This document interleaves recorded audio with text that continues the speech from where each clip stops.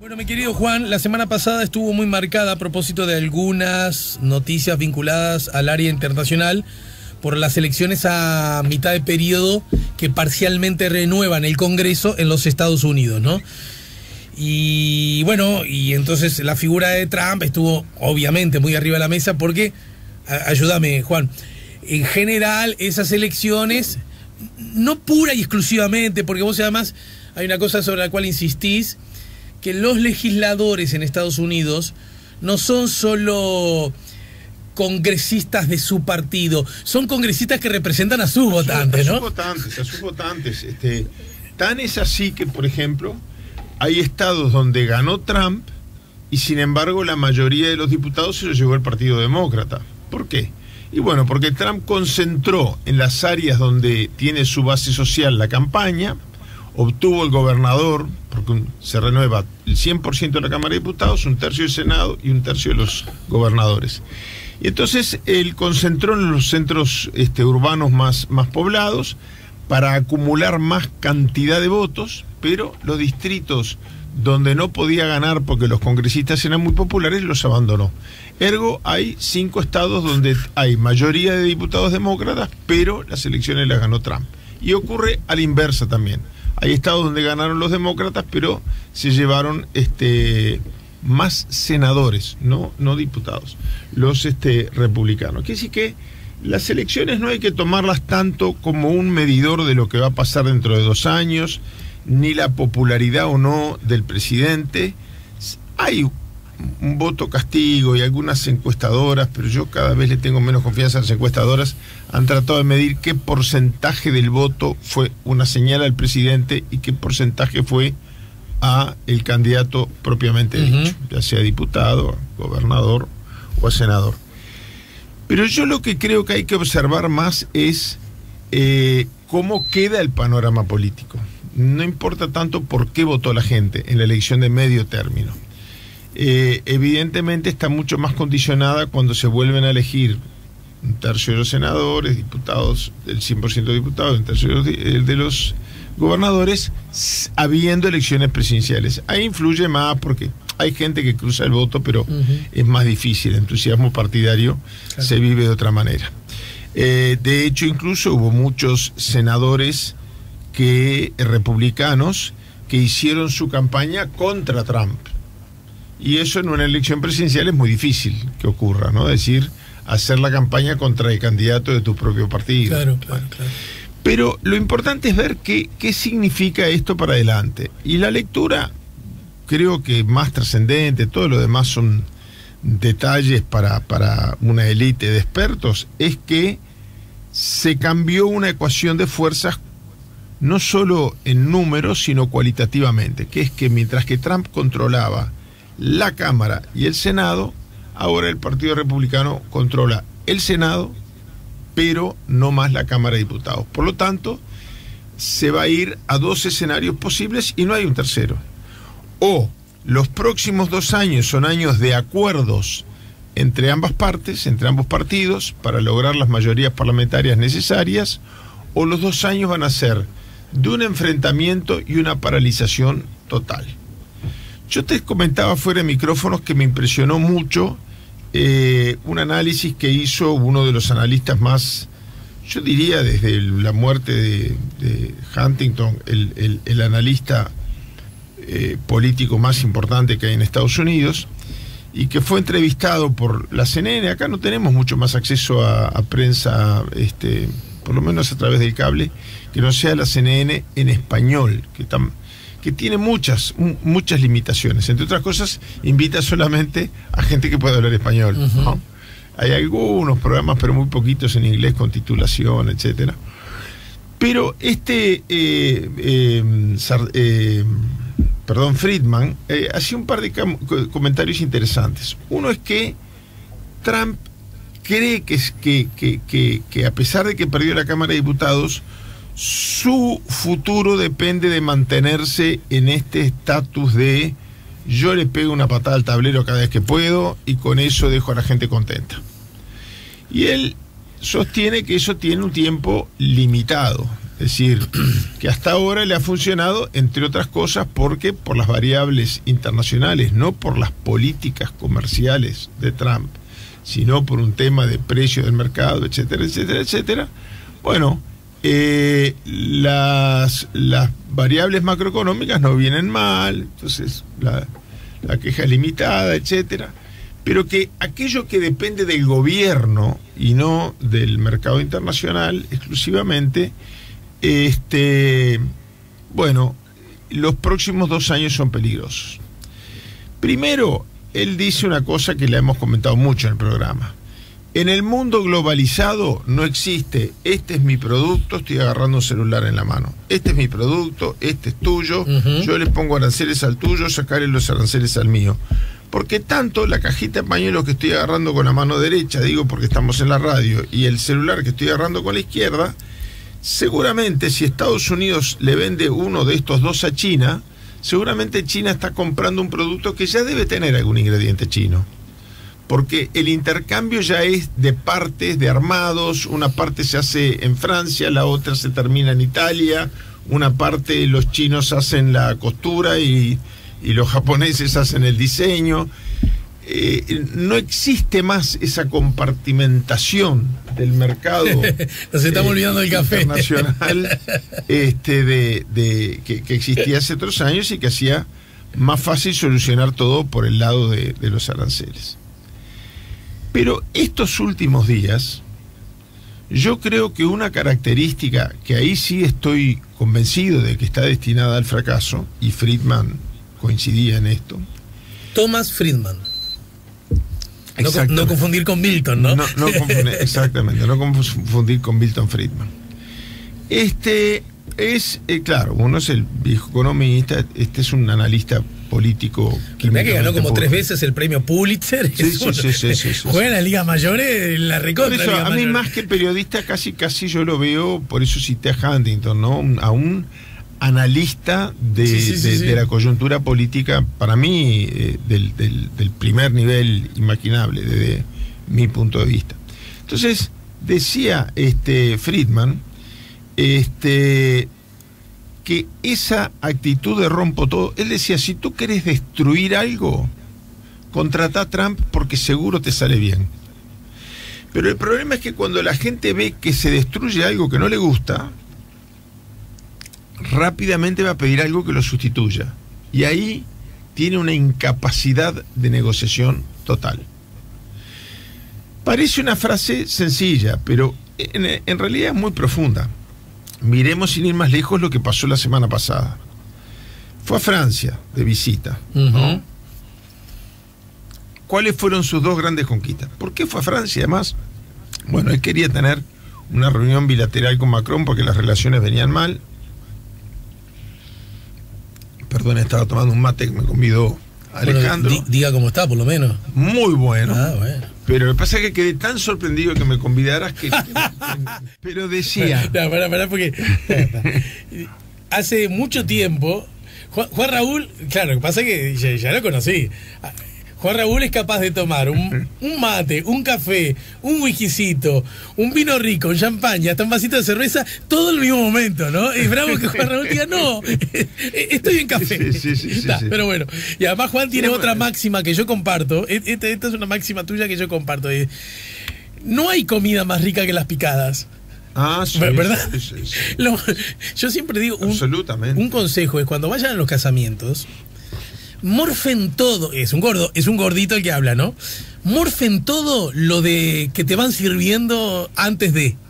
Sí. Porque después la cena en sí mismo, puede estar buena, sí, pero en los casamientos estoy hablando, las comidas masivas, nunca va a ser de extraordinaria, increíble calidad, porque justamente cocinar para centenares de personas hace que, bueno, en fin, el principio sea otro, que llegue todo más o menos al mismo momento y con calidad básica para muchas personas, ¿no?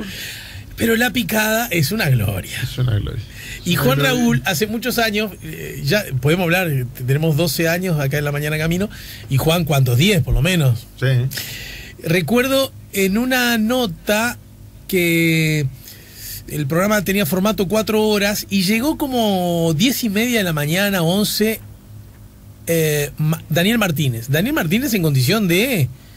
Yo me acuerdo ahora si senador de la República o antes.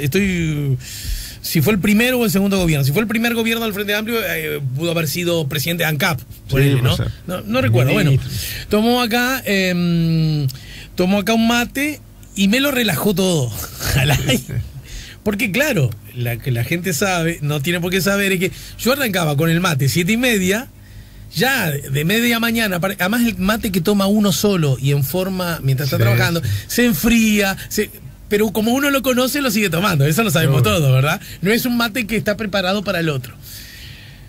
Cuando le cuento a Juan Raúl que ese día, curiosamente, vino más tarde porque seguramente yo le marqué un horario, me adelanto yo para que no me lo reproches vos, que le moví los horarios. Cuando llega Juan Raúl le digo, ¿podás creer que al aire, fue todo al aire, podás creer que a Daniel Martínez me acaba de criticar el mate, pero es una atrevida, jugando todo, por supuesto, ¿no? Pim pum pa. Y dice, bueno, por lo menos a él le ofreciste un mate. No me acordaba de cuento, no, lo tengo clarísimo, porque Juan Raúl siempre, y un vasito de agua, ya sabe Diego, ahora viene un vasito. Juan Raúl toma, vamos a aprovechar que está en la cámara. Juan Raúl toma en su taza, con su vaso de agua. El otro día llegaste más temprano, te lo preparaste vos. Yo me preparé. Y fue perfecto. Deberías hacer eso así. Por la temperatura. Bien. Y lo cierto es que, como Juan Raúl siempre tomaba café, nunca se me había ocurrido de invitarle mate, además del café. Entonces de ahí en más aprendí que, hay mucha gente aunque que no tome mezcla. Café, igual hay mucha gente mate. que no mezcla el mate con el café. Bueno, me decías, vamos a una breve pausa y me contás lo que pasó en Francia. Perfecto, ¿cómo no? En todo caso, para suscribir o reafirmar esto que vos decís, cito como fuente el diario El País de Madrid, Trump se revuelve contra Macron y le echa en cara la ayuda americana en la Segunda Guerra Mundial. Estaban empezando a aprender alemán en París antes de que llegase a Estados Unidos. Paguen a la OTAN o no, dice el presidente de Estados Unidos, en su mayor ataque contra el que parecía su líder europeo más próximo. Luego de la pausa. Como dijo, si querés demoler algo... Si querés romper algo, destruir algo, contrata a Trump. Qué carrara, ¿no? Trump. Estamos poniendo la mañana en camino, está Juan Raúl con nosotros. Y entonces, ¿cómo anduvo? ¿Cómo le fue a Macron con... Bueno, yo creo que Macron tenía la expectativa de que el pedido de entrevista, el motivo de la congregación de todos los presidentes en Francia, no era un tema banal, ni siquiera era un tema económico o geopolítico actual importante. Era un acontecimiento histórico. Eran los 100 años del fin de la Primera Guerra Mundial. Fin de cuya guerra quedaron muchas lecciones para el futuro de la humanidad. Fue el primer intento por crear las Naciones Unidas con el nombre de Liga de las Naciones, que fracasó por apoyo justamente de Estados Unidos, aunque había sido el presidente Wilson el que lo propuso. Fueron aquellos acuerdos muy humillantes para Alemania, que el presidente Wilson y el entonces Papa Benedicto XV fueron las dos únicas voces que se alzaron a decir: estos acuerdos van a acorralar a los acuerdos de 1919, ¿no? De Versalles. Van a acorralar a Alemania y van a traer una nueva conflagración mundial, cosa que ocurrió. ¿Sí? No era una fecha cualquiera. Entonces Trump dijo: yo voy el día antes y me entrevisto con... En el aeropuerto, pero yo lo digo, algunos vecinos, está exagerando, Juan. No. Esto es cronológico. En el aeropuerto, yo no sé si lo sostenía él u otro su Twitter, pero el primer tweet ya pisando suelo francés dice: voy a ver cómo me va con Macron porque es un gran ordinario y es muy difícil entenderse con él. O sea que al día siguiente, a primera hora de la mañana, cuando él llega al Palacio del Eliseo, su anfitrión acababa de leer por Twitter que el presidente lo trataba de guarango y de ordinario. ¿Qué es lo que busca? Él cree probablemente su base social en lo inmediato. Diga: está bien, al fin alguien le pone los puntos sobre las sillas a los franceses que se creen que les vamos a pagar la seguridad, no sé cuánto. El tema que estaba en discusión era que Estados Unidos decía: la OTAN, yo no voy a seguir financiando por encima de mi cuota como un país más, que los demás países paguen más. Un tema que parece justo y que al electorado que no profundiza en Estados Unidos le puede caer bien, pero que no se puede afirmar sin decir, la OTAN es mi instrumento de seguridad, donde también ponen soldados los europeos a pedido mío. Pero no es un sistema de seguridad europeo. ¿Yo en qué creo que va a terminar todo esto? En que un día los europeos le decían, mire, váyase con sus 4 avionetas, póngalas en un garaje en Uruguay como quiere ser ahora mientras que se reúne el G20, y no moleste más, y nosotros nos hacemos nuestra propia OTAN. Pero cuando Trump pide igual nivel de colaboración de acuerdo a las tropas que él se olvida que el sistema de seguridad de la OTAN era para Estados Unidos y fue creado en la Guerra Fría en plena confrontación e inminencia o posibilidad de acuerdos, por falta de acuerdos, de una confrontación nuclear con la Unión Soviética. Ahí empezaron las negociaciones, pero las negociaciones empezaron con el Pacto de Varsovia del lado comunista y con la OTAN del lado de Occidente. Entonces que Trump no llore que él tuvo que poner más plata porque era un sistema de seguridad para evitar que Estados Unidos viviera inseguridad en su propio territorio. No es que le está ayudando a los europeos. Los europeos ponían la carne de cañón, iban a las guerras que decretaba Estados Unidos unilateralmente. Bueno, ahora están pagando las consecuencias. Pero bueno, me parece que la mejor manera de negociar no es decirle a tu interlocutor, que tiene muchos argumentos en contra, que es un guarango, ¿no? No, de eso, que nos hemos acostumbrado a cosas que si alguien las suponía, nadie hubiese creído. Un ejemplo que uso siempre: si un guionista lo hubiera escrito en su taller de guión, el profesor se lo hubiera... le digo, flaco, no, mirá, tenés que corregir esto, te estás equivocando. Claro. La gente diría, no, yo quiero ver algo más realista. No, algo más realista. No. También que exageres un poco, diría el público. Pero se te va la mano, ¿y el loco no?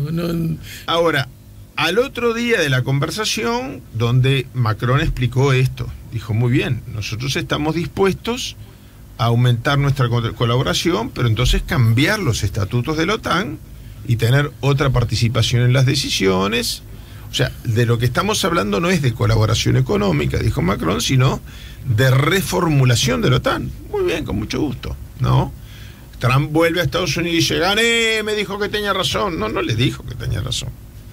No le dijo que tenía razón, fue un poco más al fondo del problema. Pero él vuelve siempre diciendo, y además agrega, Obama no lo hubiera hecho. Eso no puede faltar en una frase de...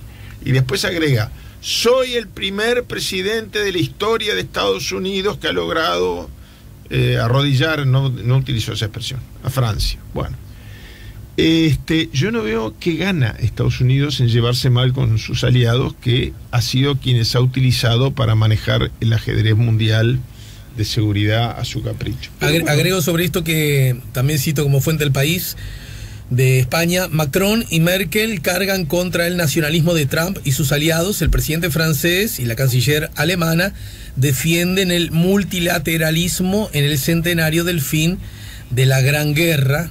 Bueno, esto a modo de titular, ¿no? Porque esa fue otra, pero me hace acordar un detalle que no es poco importante. El fin de una guerra entre aliados es el lugar menos apropiado, y una guerra contra una Alemania que luego va por la segunda vuelta, y fíjate que lo dice la propia Angela Merkel, que es primer ministro del país que perdió la guerra, obviamente, de un sector democrático de una generación nueva. Claro. Pero la otra expresión muy infeliz fue esa.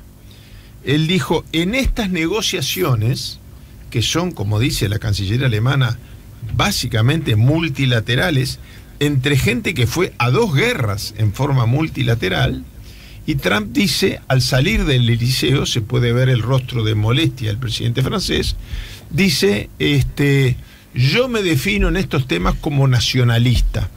Él quizás quiso decir, voy a defender los intereses americanos y no los de todos, que es una frase que le encanta, ¿no? Muy lindo para alguien que recibe a otro y dice, mire, usted me importa un comino, yo voy a defender lo mío, pero no en beneficio recíproco, voy a pensar en mi beneficio. Y eso no existe más en el mundo. No existe, el mundo no funciona más así. Yo me beneficio a expensas de que a ti te vaya mal. Lo mismo que está haciendo en el otro extremo del mundo con los centroamericanos. Le dice, no. Por haber hecho una caravana, porque pasan hambre en su país, les corto la ayuda militar. Económica. Sanciones económicas, sanciones comerciales, congelación de activos. Entonces, el que está en la caravana dice, bueno, menos mal que me fui. Porque si yo ya pasaba hambre, ahora con estas sanciones americanas va a haber más desempleo, más... O sea, en vez de proponer, como sugirió México, bueno, esto sucede casi que contemporáneamente con lo de Francia, donde falta la cereza del postre. Pero él se define como nacionalista en la puerta del Palacio del Eliseo. Después le dice simultáneamente a México, yo no voy a recibir asilados de Centroamérica, pero agrega, que los asile México. Pero ¿cómo él se puede meter en... Primero, ¿por qué es legítimo, si son refugiados, que los asile? Si él cree que México los tiene que asilar es porque son refugiados. Entonces, ¿por qué motivos no los refugia él? Primera pregunta que uno se hace. La segunda es, ¿con qué derecho se mete a decirle a México a quién tiene que refugiar, a quién no? ¿Qué trabajo va a tener López Obrador, no? ¿Qué trabajo va a tener? Tremendo. Porque además, siendo que cuando ganó, Trump dijo que esperaba todas las definiciones estratégicas sobre este tema para después que asuma, las tomó todas mintiendo, las tomó todas antes de que se fuera Peña Nieto, que le hace una mancha más al tigre. Peña Nieto ya... Déjame citar una frase del presidente de Francia a propósito de la conmemoración del fin de la Primera Guerra. Dice, el patriotismo es el exacto contrario al nacionalismo. El nacionalismo es su traición, dijo Macron. Un mensaje a los más de 70 jefes de Estado y de Gobierno presentes y, sobre todo, al presidente de Estados Unidos, Donald Trump, que reclama sin complejos el nacionalismo y el América primero. Pero además no nos olvidemos que bajo las banderas del nacionalismo fue que se inició el fascismo y el nazismo en Europa en la Segunda Guerra Mundial, ¿no? Entonces, es muy poco inteligente utilizar la palabra nacionalismo, que en Europa tiene una connotación muy fuerte, mucho más cuando se conmemora el final de la guerra. ¿Cómo se llamaba el grupo de Franco antes de llamarse fascista falangista? Los nacionales contra los republicanos. ¿Cómo se llamaba el partido de Mussolini antes de llamarse fascista falangista? El Partido Nacional. ¿Cómo se llamaba el partido alemán de Hitler antes de llamarse nazi? Nacional Socialista. Entonces, elegir el nombre nacionalismo en esa ocasión es muy poco oportuno. Pero la cereza que le falta al postre es que al otro día son las conmemoraciones propiamente dichas, que son un acto frente al Arco del Triunfo y una ofrenda floral en el cementerio donde descansan los restos de todos los muertos en acción en Francia cuando culminó la Primera Guerra. Y Trump no va. O sea, él supuestamente viajaba a Europa para eso.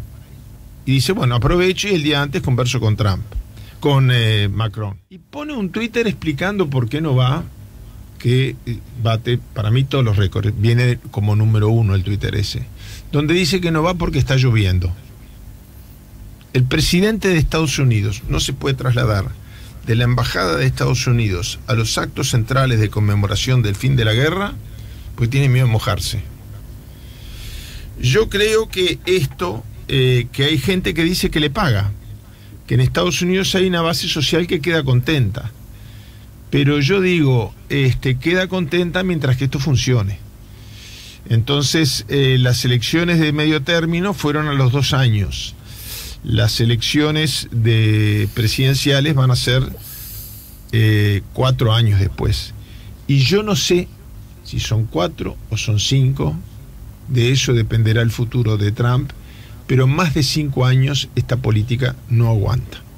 Yo te hacía, pero claro, no estamos en un programa de radio, pero tú me ayudás a explicar. El propio Friedman hacía una imagen física, ponía un brazo en posición horizontal y decía, así fue, ¿no? Acá diríamos hacer la plancha. Yo lo tengo igual para memorizarlo bien. Ponía el brazo en posición horizontal y decía, así fue el gobierno de Obama.